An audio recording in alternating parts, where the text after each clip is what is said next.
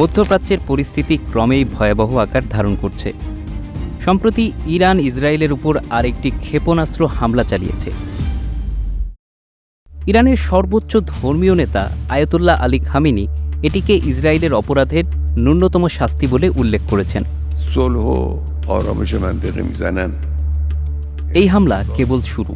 Israel তার অপরাধের জন্য আরও বড় শাস্তি পাবে। ইরানের ক্ষেপণাস্ত্র আক্রমণ ইসরায়েলের প্রতিরক্ষা ব্যবস্থার উপর ব্যাপক চাপ সৃষ্টি করেছে। আয়রন ডোম অনেক মিসাইল প্রতিহত করলেও কিছু মিসাইল ইসরায়েলের গুরুত্বপূর্ণ সামরিক ঘাঁটিতে আঘাত করেছে।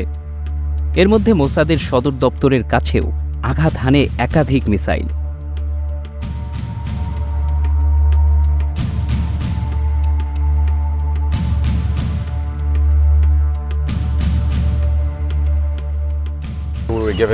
আমাদের প্রতিরক্ষা ব্যবস্থা বেশ কিছু মিসাইল প্রতিহত করতে পারলেও এটি আমাদের জন্য অত্যন্ত গুরুত্বপূর্ণ মুহূর্ত।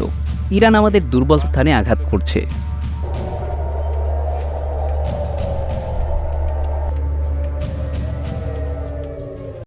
ইরানের সামরিক শক্তির ইতিহাস প্রায় ২৫০০ বছরের পুরনো। তবে আধুনিক সামরিক বাহিনী গঠনের শুরু হয়েছিল রেজা শাহ পাহলেভির সময়ে, যিনি ১৯২০-এর দশকে ইরানের সামরিক বাহিনীকে আধুনিক করতে বিদেশ থেকে প্রশিক্ষণ ও অস্ত্র আনতেন। ১৯৭৯ সালের ইরান বিপ্লবের পর আয়াতুল্লাহ খামেনির নেতৃত্বে ইসলামিক রেভলিউশনারি গার্ড গঠিত হয়। ইরানের ইসলামী বিপ্লব এবং তারপরে শুরু হওয়া ইরান ইরাক যুদ্ধ দেশটির সামরিক নীতিতে বড় ধরনের পরিবর্তন আনে।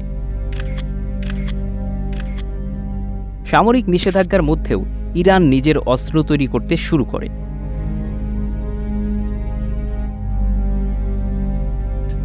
ইরান এবার হাইপারসনিক মিসাইল ব্যবহার করেছে। এই মিসাইলগুলো ইসরায়েলের আকাশে মাত্র ১০ মিনিটে পৌঁছে গেছে। আক্রমণের তীব্রতা আগের তুলনায় অনেক বেশি।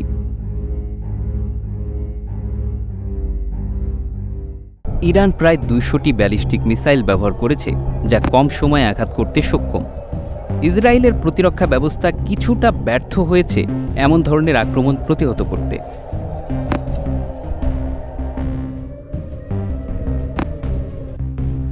ইরান মধ্যপ্রাচ্যে তার প্রভাব বজায় রাখতে শিয়া গোষ্ঠীগুলোকে সমর্থন দিয়েছে। লেবাননের হেজবুল্লাহ থেকে শুরু করে ইয়েমেনের হুতি বিদ্রোহীদের দীর্ঘদিনের নিষেধাজ্ঞা সত্ত্বেও ইরান স্বনির্ভর অস্ত্রশস্ত্র তৈরি করছে এবং আঞ্চলিক শক্তি হিসেবে আবির্ভূত হয়েছে। ইরান বর্তমানে বিশ্বের অন্যতম শক্তিশালী সামরিক বাহিনী নিয়ে দাঁড়িয়ে আছে। গ্লোবাল ফায়ার পাওয়ার অনুযায়ী ইরানের সামরিক সক্ষমতা ১৪৫টি দেশের মধ্যে ১৪তম স্থানে রয়েছে, যা ইসরায়েলের চেয়েও এগিয়ে। ইরানের সামরিক সক্ষমতা শুধুমাত্র মিসাইলের মধ্যেই সীমাবদ্ধ নয়, তারা ড্রোন, সাইবার শক্তি এবং অনন্য আধুনিক প্রযুক্তিতেও শক্তিশালী অবস্থান তৈরি করেছে।